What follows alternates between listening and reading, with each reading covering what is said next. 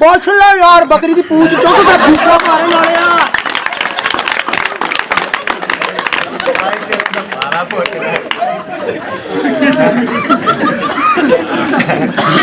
ਲੈ ਮਾਫੀ ਦੇਵੇ ਇੱਥੇ ਵੱਧ ਕੇ ਗੱਲਾਂ ਕਰਨ ਡਿਆ। ਪੈਟਰੋਲ ਪੰਪ ਦੇ ਅੱਗੇ ਖਲੋਤਾ ਸਿਗਰਟ ਲਾ ਲਈ। ਉਹ ਮੈਂ ਕਿਹਾ ਪੰਪ ਦੇ ਅੱਗੇ ਸਿਗਰਟ ਨਹੀਂ ਪੀਵੀ ਤੇ ਕਹਿੰਦਾ ਮੈਂ ਅੱਬੇ ਅੱਗੇ ਪੀ ਲੈਣਾ ਫਿਰ ਪੰਪ। ਉਹ ਗੱਲ ਸੁਣੋ ਇੱਧਰ ਵੇਖੀ। ਹਾਂਜੀ ਉਹ ਤੂੰ ਪਹਿਲੇ ਕਰਿਆਨੇ ਦੀ ਦੁਕਾਨ ਨਹੀਂ ਪਾਈ? ਨਹੀਂ ਹੈ ਪਾਈ ਸੀ, ਮੈਂ ਤੈਨੂੰ ਆ ਵੇਖਿਆ। ਓਏ ਆਹੋ ਬਸ ਐਵੇਂ ਦੌੜ ਸੀ ਕਰਿਆਨੇ ਬਾਈ ਕਰਿਆਨੇ ਦੀ ਦੁਕਾਨ ਪਾ ਲਈ। ਅੱਛਾ ਹਫਤਾ ਹੋ ਗਿਆ ਦੁਕਾਨ ਹੀ ਨਹੀਂ ਚੱਲੀ। ਹਾਂ ਚੱਲੀ ਨਹੀਂ ਇੱਕ ਮਤਲਬ ਬੰਦੇ ਨੇ ਕਿਹਾ ਯਾਰ ਤੂੰ ਸੌਦਾ ਜ਼ਰਾ ਚਮਕਾ ਕੇ ਰੱਖਿਆ ਕਰ, ਤੇਰਾ ਕਾਰੋਬਾਰ ਚੱਲੇਗਾ। ਇਹ ਅਗਲੇ ਦਿਨ ਬੜਾ ਸ਼ੌਕਾ ਆਇਆ, ਹੱਥਾਂ ਤੇ ਤੇਲ ਲਾ ਕੇ ਇਹਨੇ ਇੰਜ ਕਰਕੇ ਚੀਨੀ ਦੇ ਤੋੜੇ ਦੇ ਹੱਥ ਫੇਰੇ ਨੇ, ਚੀਨੀ ਦੇ ਬੋਰਾ ਚਮਕ ਪਿਆ। ਇਹ ਬੜਾ ਖੁਸ਼ ਹੋਇਆ ਕਿ ਲੈ ਵੀ ਇਹ ਕੰਮ ਠੀਕ ਹੈ। ਇਹਨੇ ਇੰਜ ਕਰਕੇ ਹੱਥਾਂ ਦੇ ਤੇਲ ਵਾਲ ਕੇ ਘਿਓ ਦੇ ਪੀਪੇ ਦੇ ਹੱਥ ਫੇਰਿਆ, ਘਿਓ ਦਾ ਪੀਪਾ ਵੀ ਚਮਕਣ ਲੱਗ ਪਿਆ। ਬੜਾ ਖੁਸ਼ ਹੋਇਆ। ਇਹਨੇ ਇੰਜ ਕਰਕੇ ਹੋਰ ਤੇਲ ਲਾ ਕੇ ਮਿਰਚਾਂ ਵਾਲੀ ਬੋਰੀ ਦੇ ਹੱਥ ਫੇਰ ਕੇ ਤੇ ਬਾਥਰੂਮ ਚਲਾ ਗਿਆ। 5 ਮਿੰਟਾਂ ਬਾਅਦ ਤੜਫਦਾ ਰਿਹਾ।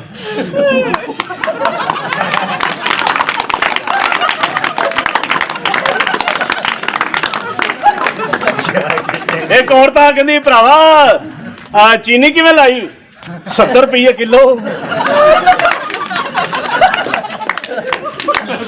ਉਹ ਕਹਿੰਦੀ ਤੇ ਆਟਾ ਕਿਵੇਂ ਲਾਇਆ? 40 ਰੁਪਏ ਕਿਲੋ।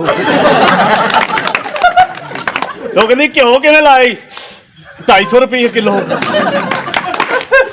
ਉਹ ਕਹਿੰਦੀ ਭਰਾਵਾ ਮਿਰਚਾਂ ਕਿਵੇਂ ਲਾਈਆਂ?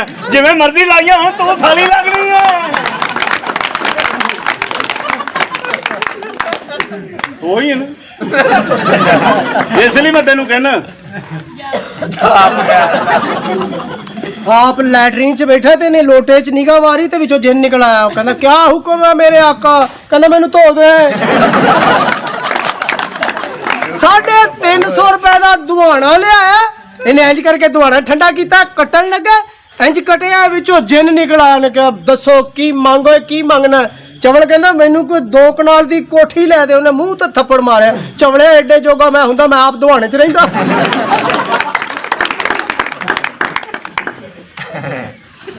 ਬੇਵਕੂਫ ਆਦਮੀ ਹੈ। ਹਾਂ ਤੂੰ ਤਾਂ ਕਿਤਾਬਾਂ ਲਿਖਣਾ। ਇੱਕ ਦਿਨ ਮੇਰੇ ਨਾਲ ਸੜਕੋਂ ਸੜਕੀ ਜਾ ਰਿਹਾ, ਉੱਥੇ ਮੱਝ ਨੇ ਗੋਇਆ ਕੀਤਾ ਤਾਜ਼ਾ। ਸਰਦੀਆਂ ਹੈਗੀਆਂ ਸੀ, ਵਿੱਚੋਂ ਭਾਪ ਨਿਕਲਣ ਡਈ ਤੇ ਗੋਇਆ ਵੇਖ ਕੇ ਕਹਿੰਦਾ ਵੇਖੋ ਪਿੰਡ ਵਾਲੇ ਕਿੱਡੇ ਜਾਹਲ, ਸਵੇਰੇ ਸਾਗ ਕਿੱਥੇ ਸੁੱਟ ਗਏ ਨੇ। ਉਹ ਮੈਂ ਕਿਹਾ ਚੱਲਿਆ ਸਾਗ ਨਹੀਂ ਹੈਗਾ ਗੋਇਆ। ਕਹਿੰਦਾ ਉਹ ਨਹੀਂ ਸਾਗ ਏ। ਮੈਂ ਕਿਹਾ ਗੋਇਆ। ਕਹਿੰਦਾ ਸਾਗ ਏ, ਮੇਰੇ ਨਾਲ 500 ਦੀ ਸ਼ਰਤ ਲਾ। ਮੈਂ ਕਿਹਾ ਲਾ ਲੈ ਸ਼ਰਤ। ਇੰਝ ਕਰਕੇ ਚੋਖਾ ਹੋ ਕੇ ਗਿਆ, ਵਿੱਚ ਉਂਗਲ ਮਾਰ ਕੇ ਚੱਟ ਕੇ ਗਿਆ ਗੋਇਆ ਹੀ ਹੈ ਵੀ ਗੋਇਆ ਹੀ। ਮੇਰੀ ਖਾ ਪੀ ਕੇ ਤੇ ਕਹਿੰਦਾ ਸ਼ੁਕਰ ਹੈ ਮੇਰਾ ਉੱਤੇ ਪੈਰ ਨਹੀਂ ਆ ਗਿਆ। ਮੇਰੀ ਵੀ ਸੁਣ ਲਾ। ਹਾਂ ਪੇਡਾ ਬੇਵਕੂਫੀ ਹੋਟਲ ਤੇ ਗਿਆ, ਕਹਿੰਦਾ 1 ਕੱਪ ਚਾਹ ਲਿਆ। ਉਹਨਾਂ ਨੇ ਚਾਹ ਰੱਖੀ, ਵਿੱਚ ਮੱਖੀ ਪੈ ਗਈ।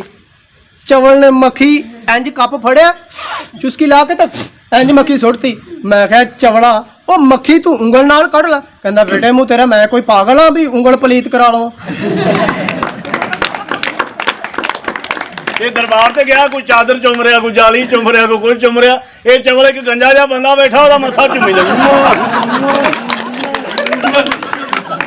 ਉਹ ਮੈਂ ਕਿਹਾ ਇਹਦਾ ਮੱਥਾ ਕਿਉਂ ਚੁੰਮਣ ਡਿਆ? ਕਹਿੰਦਾ ਚੁੱਪ ਕਰ, ਹੁਣੇ ਚਾਵਲ ਇਹ ਨਹੀਂ ਵੰਡਣੇ। ਹੁਣ ਆਰਾਮ ਹੀ। ਤੂੰ ਤਾਂ ਖੁਸ਼ ਹੈ ਨਾ ਮੇਰੀ ਬਿਸਤੀ ਹੋਈ ਜਾਵੇ। ਅੱਲਾ ਕਰੇ ਤੈਨੂੰ ਸਕੂਨ ਦੀ ਨੀਂਦਰ ਆ ਜਾਵੇ। ਰੋਦਿਆਂ 'ਚ ਛਿੱਤਰ ਵੱਜੇ ਨੂੰ। ਸ਼ਹਿਰੀ ਵਾਲੇ ਉੱਠਿਆ ਤੇ 5 ਮਿੰਟ ਰਹਿ ਗਏ ਤੇ ਭੱਜ ਕੇ ਮਸਜਿਦ 'ਚ ਵੜ ਕੇ ਤੇ ਬੈਗ ਫੜ ਕੇ ਕਹਿੰਦਾ ਮੁਸਲਮਾਨੋ ਸ਼ਹਿਰੀ ਦਾ ਟਾਈਮ ਖਤਮ ਹੋ ਗਿਆ, ਮੈਂ 10 ਮਿੰਟ ਆਪਣੇ ਵੱਲੋਂ ਦੇਣਾ। ਉਹ ਮੌਲਵੀ ਨੇ ਲੰਮੇ ਪਾ ਲਿਆ। ਉਹਨੇ ਕਿਹਾ ਤੂੰ ਸਾਲਾ ਲੱਗਣਾ 10 ਮਿੰਟ ਪੱਲੇ ਦੇਣਾ। ਆਪ ਐਡਾ ਬੇਵਕੂਫ ਆ ਭਾਜੀ। ਰੋਜ਼ਿਆਂ ਦੇ ਵਿੱਚ 56 ਦੀ ਰੇੜੀ ਲਾ ਲਈ। ਇਧਰੋਂ ਪੁਲਿਸ ਦਾ ਡਾਲਾ ਆਇਆ, 56 ਉੱਥੇ ਹੀ ਤਰਕਾ ਕਰਨ ਲੱਗ ਪਿਆ।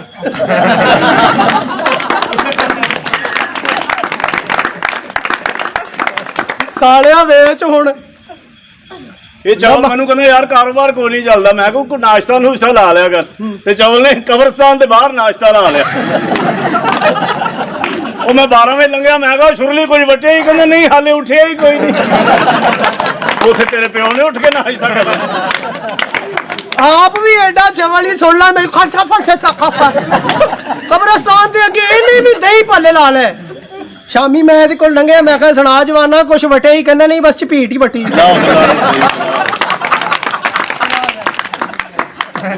ਬਈ ਇਹੋ ਜਿਹੀ ਤੂੰ ਗੱਲ ਕੀਤੀ ਨਾ, ਮੂੰਹ ਇੰਜ ਕਰਕੇ ਘੁੱਟ ਕੇ ਬੈਠਾ, ਗਾਹਕ ਤੇ ਆਉਣ ਦੇ। ਤੇਰੀ ਇਸ ਗੱਲ ਤੋਂ ਮੈਂ ਤੈਨੂੰ ਕਹਿਣਾ ਜਾ ਬਗੈਰ। ਕਬਰਸਤਾਨ ਚ ਗਿਆ, ਚਰਸ ਵਾਲਾ ਸਿਗਰਟ ਪੀਣ ਡਿਆ, ਚਰਸ ਵਾਲਾ ਸਿਗਰਟ ਪੀਣ ਡਿਆ ਤੇ ਪੁਲਿਸ ਦੀ ਗੱਡੀ ਆ ਗਈ, ਦਵਾ ਦਵ ਸਿਗਰਟ ਉੱਥੇ ਸੁੱਟਿਆ, ਕਬਰ ਤੇ ਦੁਆ ਮੰਗਣ ਲੱਗ ਪਿਆ। ਉਹ ਪੁਲਿਸ ਵਾਲਾ ਆਇਆ ਨੂੰ ਵੇਖ ਕੇ ਕਹਿੰਦਾ ਚਰਸ ਪੀਣਾ, ਕਹਿੰਦਾ ਨਹੀਂ ਜੀ ਮੈਂ ਤੇ ਅੱਬੇ ਦੀ ਕਬਰ ਤੇ ਦੁਆ ਮੰਗਣ ਡਿਆ। ਉਹਨਾਂ ਵੇਖਿਆ ਤੇ ਕਬਰ ਬੱਚੇ ਦੀ, ਕਹਿੰਦਾ ਉਹ ਕਬਰ ਤੇ ਬੱਚੇ ਦੀ ਚਵਲ ਸ਼ਰਮਿੰਦਾ ਨਹੀਂ ਹੋਇਆ, ਕਹਿੰਦਾ ਅੱਬਾ ਜੀ ਬਚਪਨ ਚ ਫੌਤ ਹੋ ਗਏ ਸੀ। ਹੈਲੋ ਓ ਭਾਈ, ਕੀ ਇਹ ਗੰਦੀ ਜੁਗਤ ਕਿਨੇ ਕੀਤੀ? ਇਹਨੇ ਜਾ ਬਗੈਰ